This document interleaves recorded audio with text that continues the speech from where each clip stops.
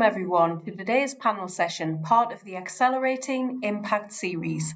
My name is Vicky Main, and on behalf of the Women and Infants Research Foundation, also known as WIRF, we are absolutely delighted to welcome you to this online event today. This initiative brings together researchers, healthcare professionals and community stakeholders with a shared goal to advance women's health, pregnancy and infant care. We are proud to align today's session with National Volunteers Week 2025 under the theme Celebrating Impact, Honouring the Volunteers Who Drive Change at WIRF. This week and today especially, we celebrate the vital role of volunteers in building stronger, more connected communities. Our event highlights the remarkable contributions of WIRF volunteers and opens the conversations on barriers to volunteering, the benefits of giving back, both personal and community-wide, and how collective action can drive real and lasting change. Together we'll explore how volunteers are transforming lives across Western Australia and how we can inspire more people to join in creating a healthier, more equitable future for all. This is the second in 4 events of our 2025 series. We'll share more on what's coming up later. We begin today by acknowledging the traditional custodians of the land on which we meet. We pay our respects to elders past, present and emerging and recognise the continued connection of Aboriginal and Torres Strait Islanders people to land, culture and community. We extend this respect to all Aboriginal and Torres Strait Islanders people joining us today and also online. Now it's my pleasure to introduce our inspiring panel, each playing a powerful role in supporting women, infants and families through their dedication and service. I'm here with my colleague, Paula. Hi, everyone. Paula does an amazing job at WIRF, and you look fabulous today, by the way. Thank you. I'm actually the conduit. It's the volunteers that do all the work. They are amazing, so I'm very proud to work alongside of them. Absolutely. And Paula, you do all of the community engagement at King Edward Memorial Hospital, so it's great to have you here, Paula. And we have Liz. Liz Chidlow is a volunteer social work coordinator. Now, Liz, you're joining us. I can see you there. Can you give us a wave? Hello. So everyone knows Liz. And Liz has had a fantastic career, and also you're marking your 11th year in service, I believe now, and it's brilliant what you've done. I mean, 11 years, it's incredible volunteering and supporting, and yeah, you provide your support around essential comfort items for women and babies and who need urgent support and urgent need as well. And we have Di Lunn, who... Hi, Di. Lovely. Di. Nice artwork in the background. Oh, this is in the dining room. Wonderful, wonderful. Well, Di, I'd like to say welcome to the session, and also thank you for all of your contribution. You've done an amazing job supporting. You've got a rich background in midwifery and also with a deep connection to King Edward Memorial Hospital, and you work in the WIRF Cafe and the gift shop as well. So we're delighted to have you on the session today. And thank you. Also, we got Deb. Can I introduce you to Deb as well? Deb Salomon. And Deb, you've done some amazing work in this space and working. It's also coming up towards, well, over 10 years in volunteering now. Yeah, so amazing. And you've done some great work in terms of women and babies and support. And I guess yourself and Liz work as a duo. You've been together and you're great friends as well, which has been wonderful part of the volunteering. And also we have, last but by no means least, we have Iris Potter as well.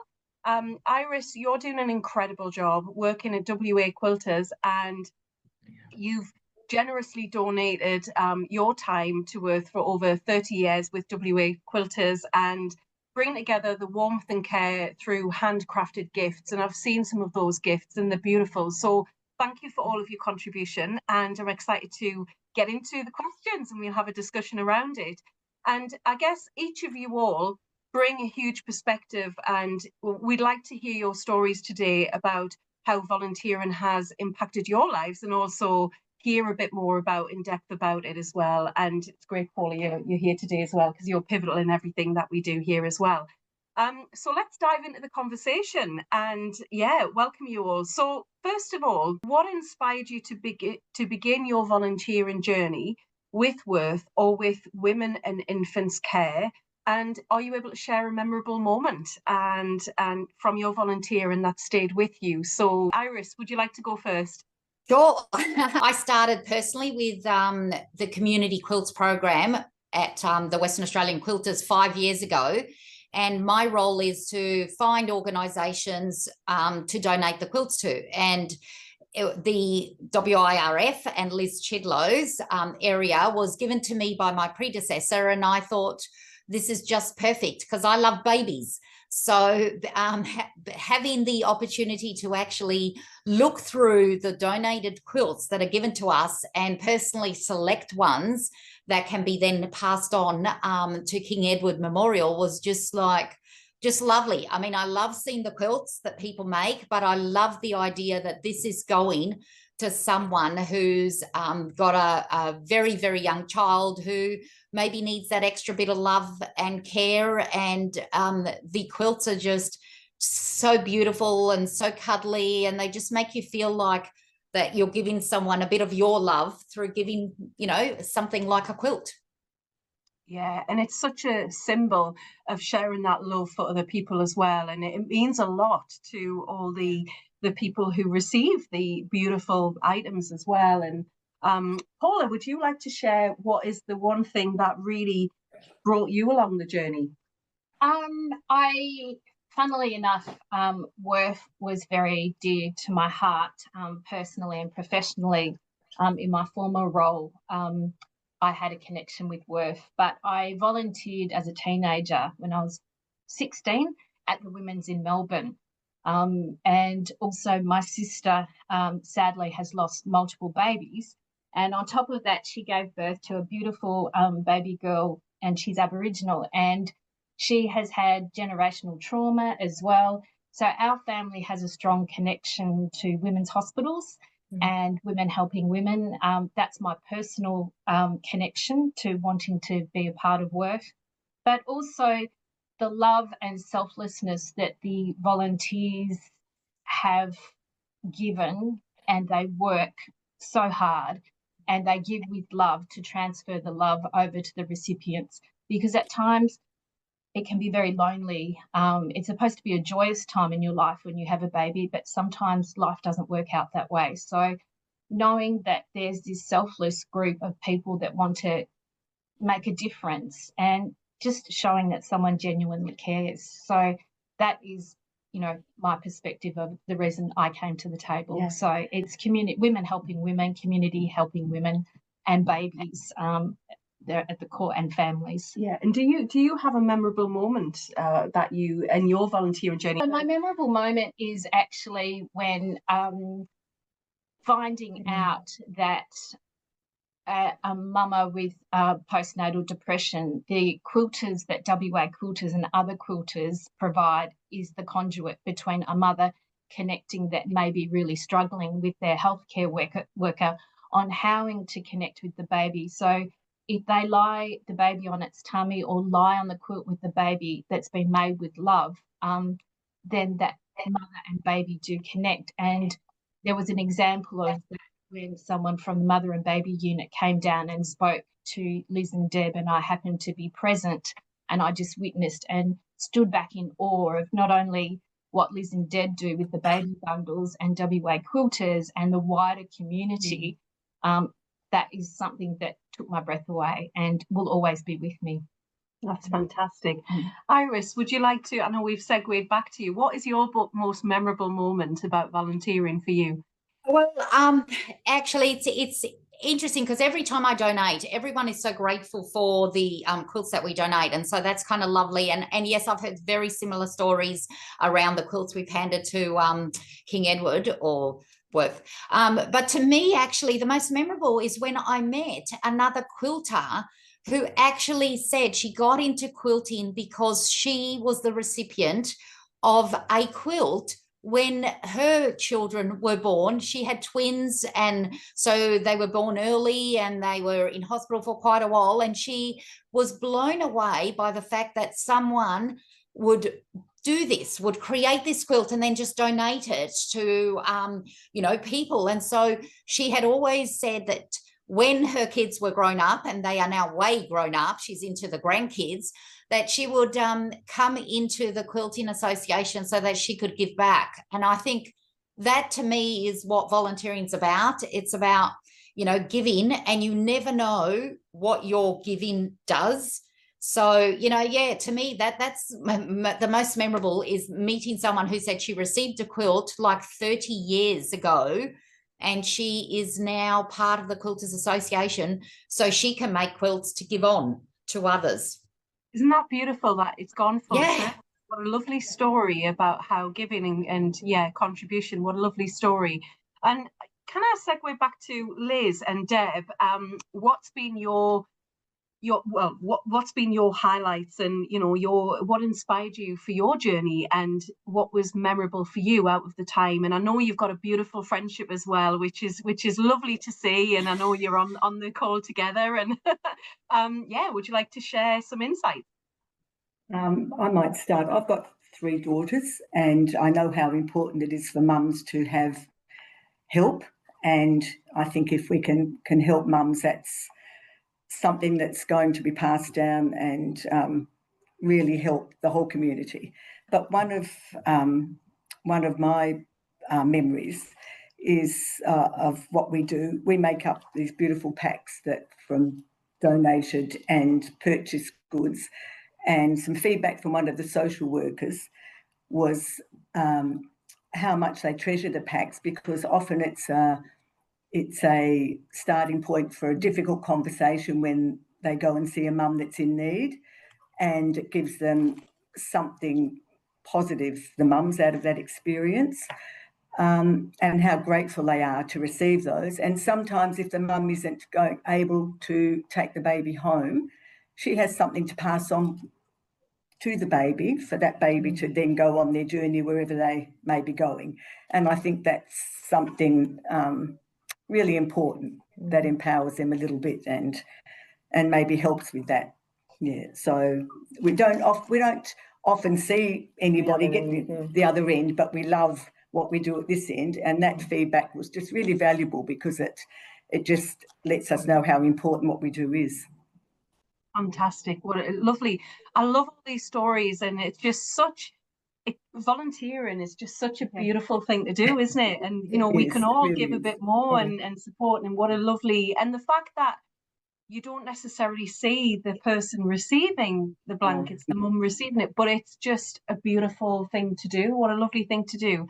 And how about yourself, Liz? Anything else you want to add? I sort of just fell into this volunteering role, but I've got to say it's the best thing I've ever done. And I've got an appreciation of mums and babies that I never had. So I had resources, I had time, and I wanted to commit to something, and I'm glad I chose WIRF. It's been fantastic. For me, a memorable moment is sort of every week. We come in, and the first thing we do in the morning, we go down to our back cupboard and see how many bundles have been used during that week.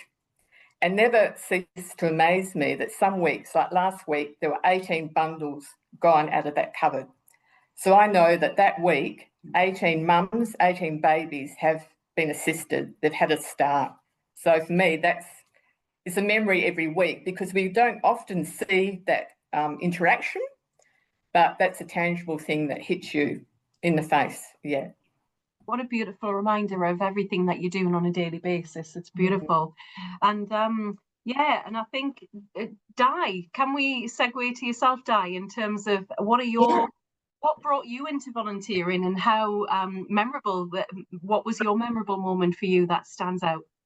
I think what brought me in was very easy. I retired some 3 years ago from having been in the pharmaceutical industry right up until when I retired. But before that is my nursing background, and mainly that I spent many years as a midwife in King Edward. I had my IVF through King Edward. I had both my children in King Edward, and now my daughter has had just recently, an 8-week-old, but yeah, her 2 boys as well, and one was in NICU for 5 weeks. So when it came to retirement, I'd always wanted to do something, and my little grandson was in PCH actually, having a little op, and we were all sitting there and the volunteers were giving us a cup of tea, and my daughter said to me, "Mum, you're thinking about volunteering. You could do this. You would be so good." This is my daughter. "You would be so good at this." So I thought, yeah. But then I walked into King Edward, and I was meeting a friend who is past pharmacist, Judy Christensen. And she said to me, "They're actually looking for volunteers." And I said, "That's it, that's me." So the big word, like Iris said, is giving back. And to be able to do that, when you give, you automatically receive. It's just a human thing. And what I get back from being there, from the moment I step inside the door of the hospital to the moment I leave, is just wonderful. I have lots of memorable moments, and I suppose most of them are, and I know the questions that we've got down the line are sort of lead more into it, but lots of memorable, joyful moments of, you know, dads coming in, baby's just been born, want to get something. But I think there's some that are sad moments that stick in your mind. There's a young woman recently who came in, so it would have been about 4 weeks ago, 34 weeks pregnant, and obviously suffering some stress and mental health issues. She was homeless, but she had found a room to stay. Her partner had left. Her baby could be due any minute now. She's got high blood pressure. She's got this, that, and the other. And she was getting so worked up, and next minute the tears are flowing. So I sat down with her in the chair. I got her a coffee and got a box of tissues, and we just talked for a while. And I asked how she was, had she got support? And of course she has. Social work, the nurses, everybody. But she still felt so isolated. And so I just said to her, "How about you sit here for a while? And then if you like, I can walk you back up to the ward or whatever you'd like to do." And she said, "No, I'll just sit here." And she sort of got herself together. She went on her way. And then last week or week before, there she was in the shop buying a little outfit. Little baby's in NICU. I'm not sure how he's doing because I saw photographs. But she was elated. Now she has found friends to stay with in Subiaco to be close to him.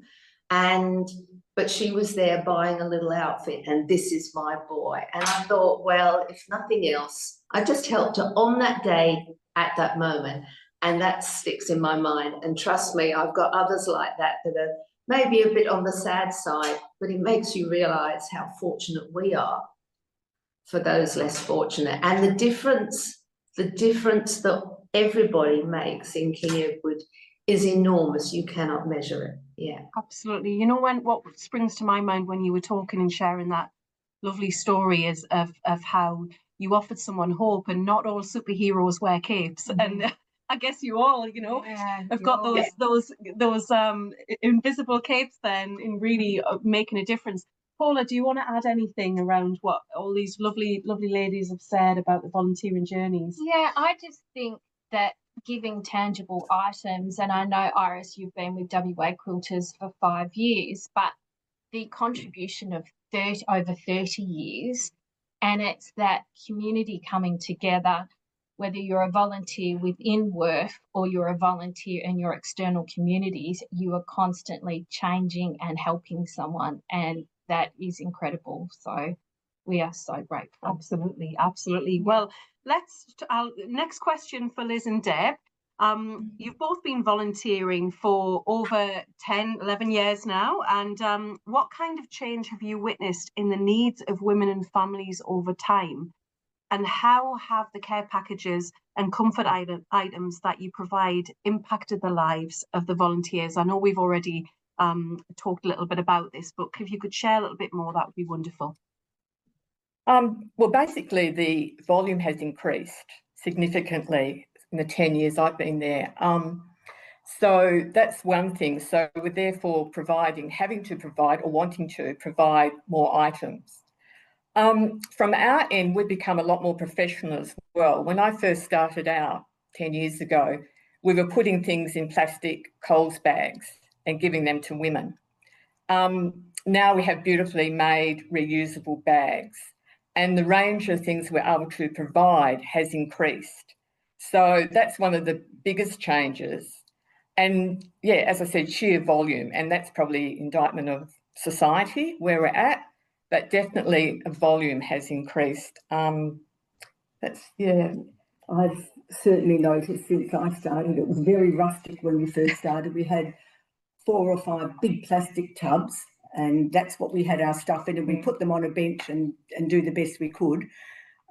Given the need now, we've got 2 wall-to-ceiling cupboards, which are stocked by Paula's amazing fundraising efforts and the community that helps us by knitting, crocheting, providing all the things we need. So we actually need that space now. When we first started, we were putting toothpaste and washing powder in specimen jars in a pack in a toilet pack to give to women. Now we have all the beautiful shampoo, conditioner, little ones, but proper toothbrush, toothpaste, washing powder. It's just looks so much nicer to give. And it speaks to the dignity of the person receiving as well. That we try and recognise that what we're offering is professional. It's not just bits and pieces we've cobbled together. And I think that's a huge change. Yeah, like you're saying. We've got a wonderful community of sewers that make beautiful toilet bags. And really provide us with a lot of things that we wouldn't otherwise be able to give out. So we feel very lucky that we can, in the middle of all of that.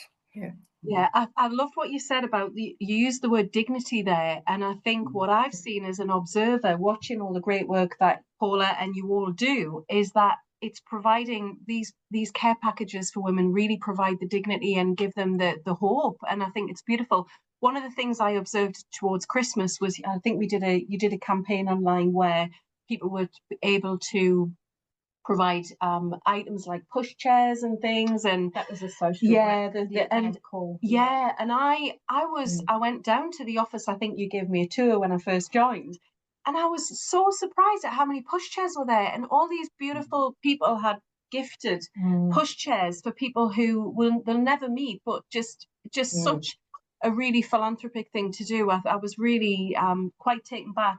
Iris, are you able to share with us? I know WA Quilters have supported WIRF for over 30 years now. What has kept this connection so strong for so long?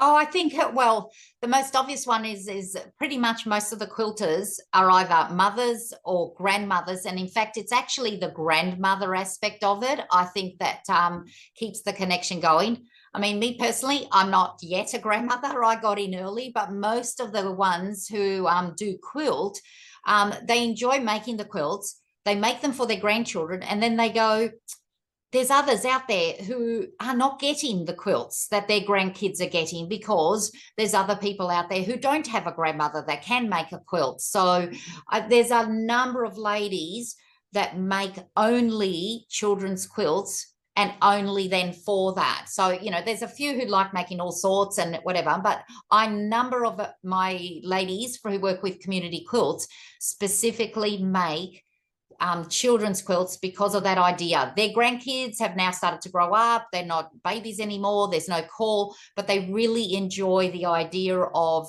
making a quilt, a small one with beautiful baby fabric. And then the idea that someone's getting this when they have no mother or grandmother who can sew, and it's just a wonderful thing for them to do. And for me, it's wonderful because there's always a steady supply of these baby quilts that come in that I can then pass on. So and I guess so talking about these groups who get together, what role do creative groups like quilting circles play in community wellbeing and support? Oh, well, this is, I love the term community quilts, and I can't remember the exact slogan kind of that's used, but it's, the idea is not just about giving to the community, we're about a community of people working together for the community. And since in the 5 years that I've taken over, and I took over just after COVID, so we'd had that lockdown and then people are starting to come back out.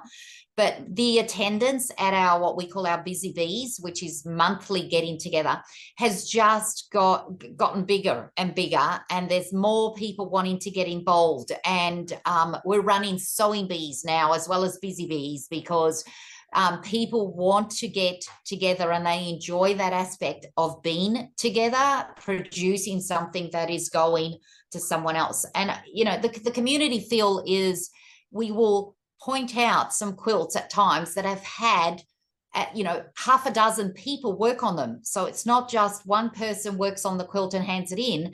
Sometimes one person will start and make the center and then not like the fabric and they'll pass it on. Someone else will select different fabric to add to it and continue that process. Someone else does the actual selecting of the backing fabric to match that. You know, another person does the quilting, and then we attach the binding, the edge around, and there'll be ladies hanging out going, can I sew that, hand sew it to finish it off, because they want to contribute. So we will show it off a quilt and there will be half a dozen people going, oh, I did that. Oh, that one's mine. Oh, I added that. And that's that community feeling that we're all in it together. We're all working to produce something to pass on, but we're working together. And I think that's part of it. It's that togetherness. It's that getting away from the on your own, but working together. Absolutely, absolutely. And this is a really good opportunity, Paula. I'd love to ask you, in terms of from your perspective, what makes the WIRF volunteer space so special? It's special because it is exactly what Iris is saying. It's community collaboration. Everyone is playing a vital role. So at times, if you are thinking of volunteering and you're feeling a bit isolated and you don't know how to go about it, that's okay. You can contribute by not necessarily having to turn up to the hospital and volunteer, but you can plug into a local senior citizens or a knitting and sewing group within your area. And we do also would love to hear from people that would like to volunteer in the gift shop and the op shop as well, by donating their time or from the comfort of their own home. We have two incredible people. They're two of many, but Pam and Marion for several years volunteer throughout their own homes, and they do so by sewing stunning flannel wraps for tiny babies. They help make up physiotherapy equipment using their knitting and sewing skills for when the physio needs to actually work on a baby in NICU. So there are an infinite sort of areas that you can actually contribute and help. So that's wonderful. Yeah. And how do you see community partnerships strengthening the impact of health and research initiatives? Well, I think, as Iris was referring to, after COVID, everyone was sort of displaced. And so everyone is getting, as you said, back on their feet now. So it's our duty of care as humans to connect and help each other. And by doing so, you form incredible friendships.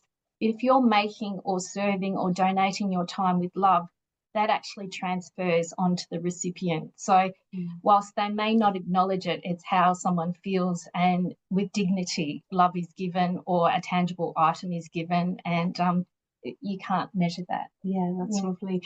I'm curious, out of all of you, would anyone like to share the biggest barriers around what people face to volunteering? What does that look like? I think sometimes people are maybe hesitant because of a confidence factor, or sometimes just trying to find the right fit. I've done lots of different volunteering things over the years, and I've enjoyed all of them, but I absolutely love this one. I love being here. It's the highlight of my week coming in, and really enjoy what we do. I enjoy Liz's company. So our Tuesday little girl club has become like a really nice social thing as well. So I think it's a bit of everything, but it's a confidence to actually have a go. And it doesn't matter if whatever you do the first time is not the right fit.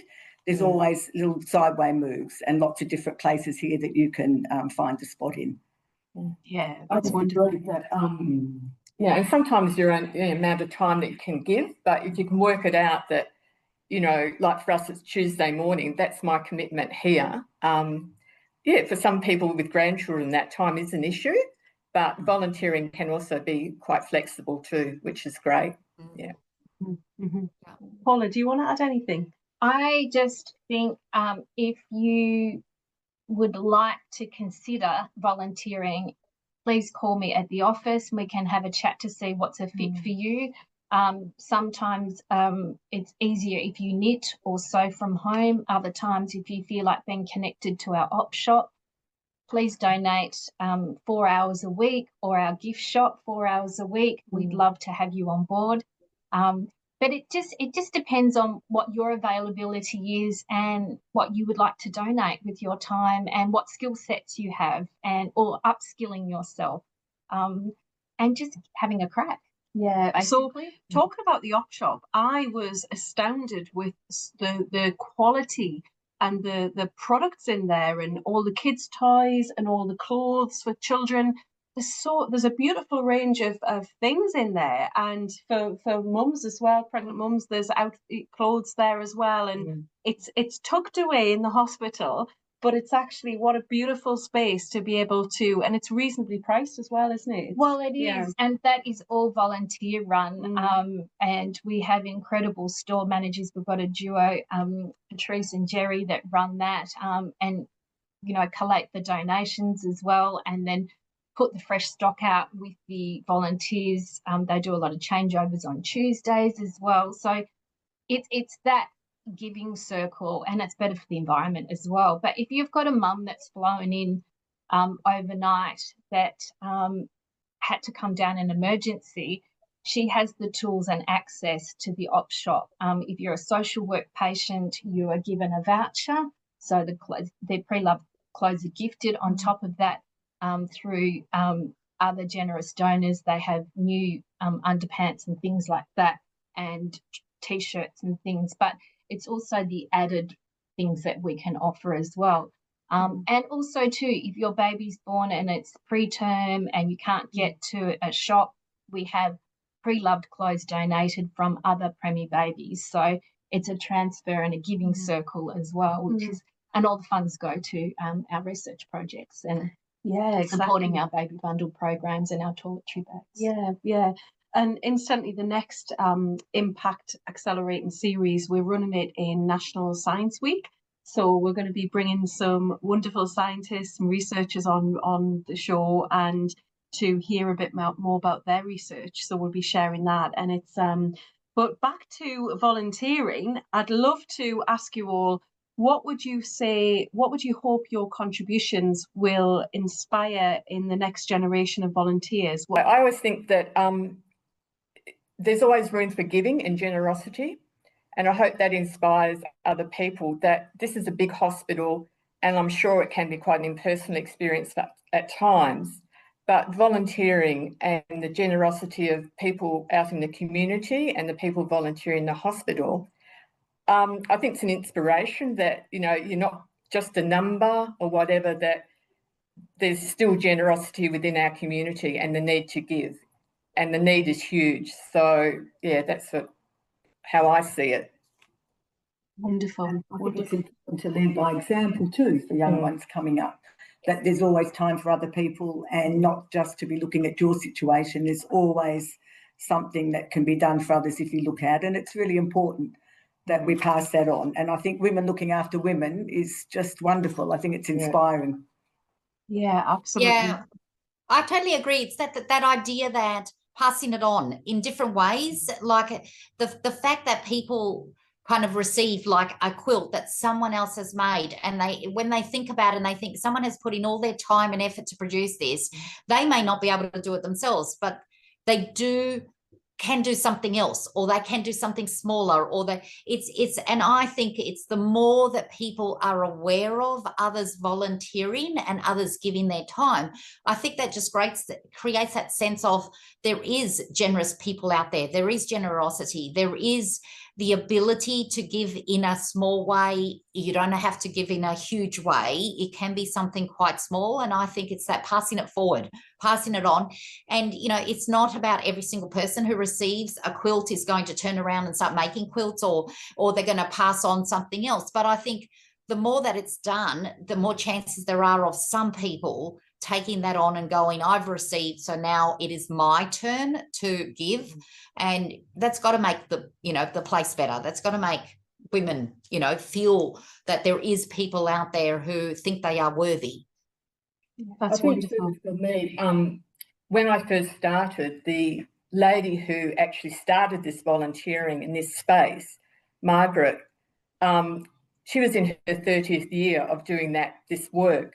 And I think for me, it's continuing her legacy. She saw a need nearly 40 years ago now.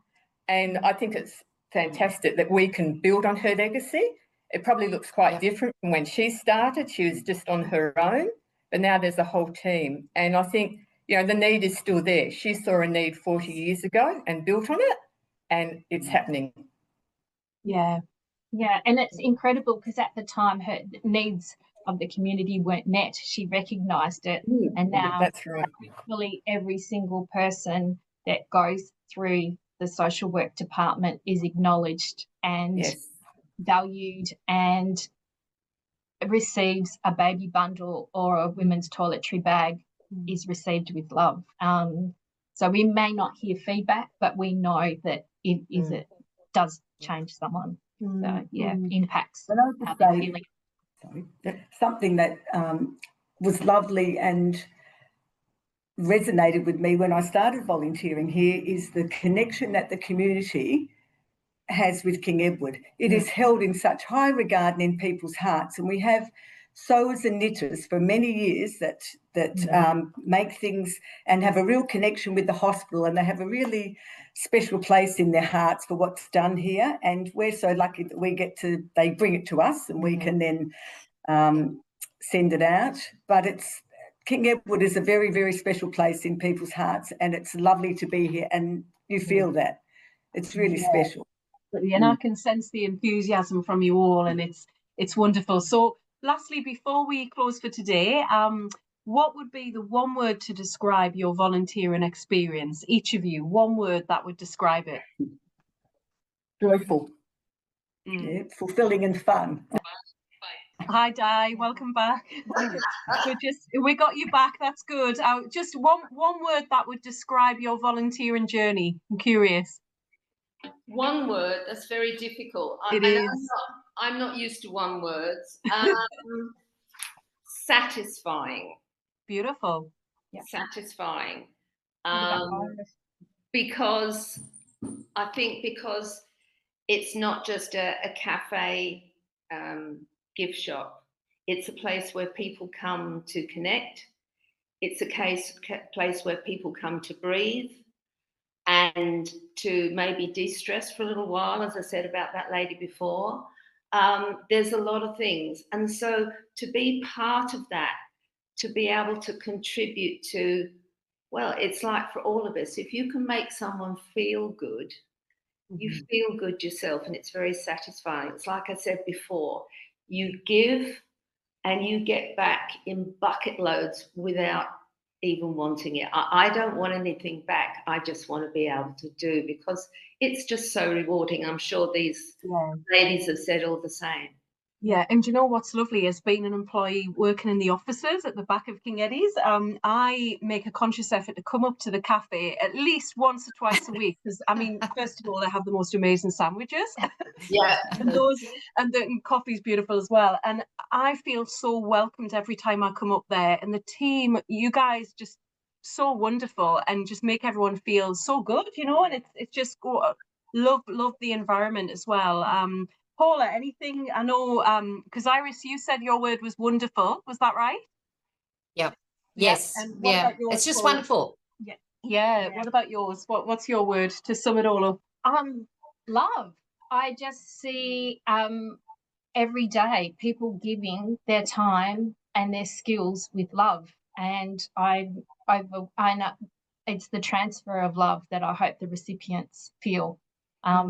Yeah, and it is. It's an incredible team of people that we have Monday to Thursday with volunteers in the gift shop and the op shop and the wider community. I mean, I've got two boxes that are going to be unpacked today. So that's from the Esperance Ladies Group committee. So I think for over 20 years, there's the community group from the Esperance Mechanical shop, I think it is, but it's the ladies group. So the local transport company brings us, hand delivers the boxes of these beautifully made quilts and cardigans for free. So they never charge transport, and it's the giving circle of Esperance and those regional communities as well, because a lot of regional patients come to Kingetti and they know the importance of support when they're so far away from home. So it's love. Fantastic. What a great way to end today's session, and thank you everyone for today. It's been a real pleasure being part of today, and thank you all for all of your work and continuing support with Women and Infants Research Foundation. Thank you.